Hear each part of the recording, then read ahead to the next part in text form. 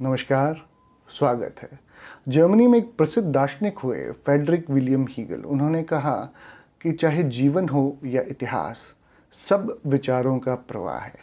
और जब विचार पैदा होता है, उद्भूत होता है, तो उसमें स्वाभाविक रूप से, प्राकृतिक रूप से उसका अंतर्विरोध भी स्वतः निहित होता है।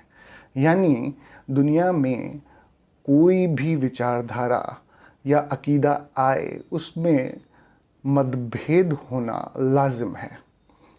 यही हमने देखा कि दुनिया में जितने भी फ़िरके आए, अकीदे आए, रिलीजन्स आए, वो एक पॉइंट ऑफ टाइम के बाद में उनमें अंतर्विरोध आया और उनमें डिविजन्स भी हमने देखे, चाहे वो क्रिश्चियनिटी हो, चाहे वो जैनिज़्म हो, चाहे वो बौद्धिज़्म हो। पर हम हमेशा ये देखते हैं कि किसी पॉइंट ऑफ टाइम में वाटरशेड डिवाइड होता है, परंतु वास्तव में ऐसा है नहीं, क्योंकि उसका बीज कहीं बहुत पहले बोया जा चुका होता है।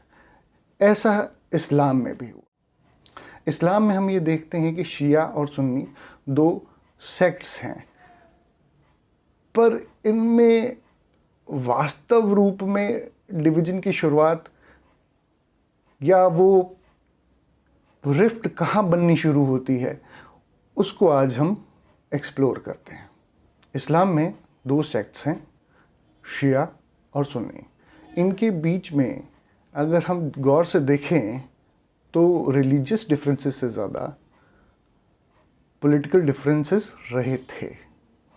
तो हुआ यूं कि जब 632 एडी में हुजूर की वफ़ात हुई, प्रॉफिट मोहम्मद की वफ़ात हुई, जिसे हम उनके पर्दे में जाना कहते हैं, तो जब हुजूर पर्दे में गए तो ये एक स्वाभाविक सवाल उठा कि अब उम्मत की रहनुमाई कौन करेगा, उम्मत को रास्ता कौन दिखाएगा।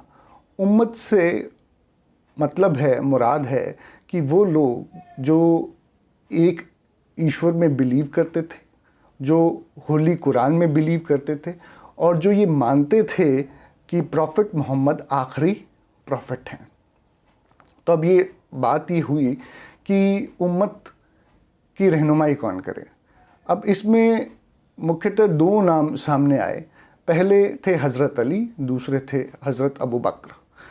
जैसा हम जानते हैं कि हज़रत अली प्रॉफिट मोहम्मद के चचाज़ाद भाई थे और उनकी गार्जियनशिप भी हुजूर के पास थी, उनका लालन पोषण हुजूर ने किया था।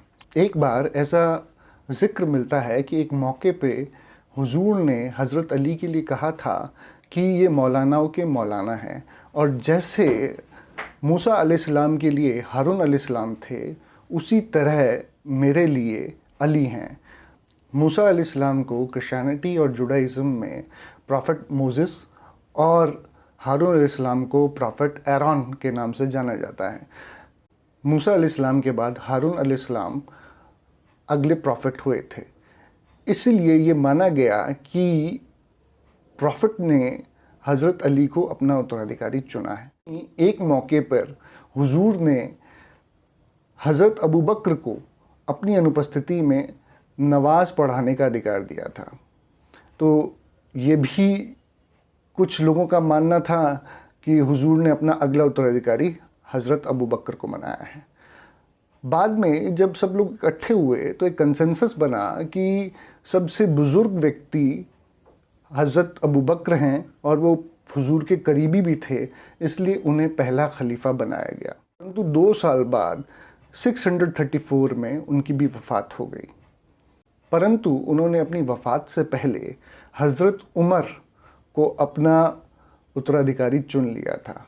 हज़रत उमर को एक स्ट्रॉन्ग विल पावर वाला पायस आदमी माना जाता था, जो अपनी न्यायप्रियता और गरीबों के प्रति सहानुभूति के लिए बहुत प्रसिद्ध थे। ये वो समय है जब इस्लाम यरूशलेम तक जा पहुंचा। परंतु 10 साल के बाद हज़रत उमर को शहादत मिली और डेथ बेड पर उन्होंने 6 लोगों की एक कमेटी बनाई जो उनका उत्तराधिकारी यानी अगला खलीफा चुनती। में हज़रत अली को सबसे प्रबल दावेदार माना जा रहा था, परंतु बने हज़रत उस्मान। हज़रत उस्मान पहले ऐसे खलीफा थे जो बनु हाशिम कबीले से नहीं थे, वो बनु मैया कबीले से थे। उनको कंपैरेटिवली एक कमज़ोर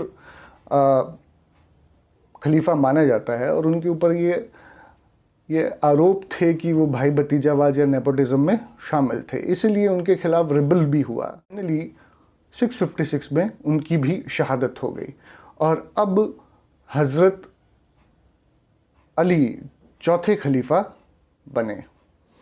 पर हज़रत अली की राहें आसान नहीं थीं। बहुत से लोग जो हज़रत उस्मान के समर्थक थे, उन्होंने हज़रत अली को खलीफा मानने से इनकार कर दिया और इसमें सबसे आगे थे सीरिया के गवर्नर मुआविया।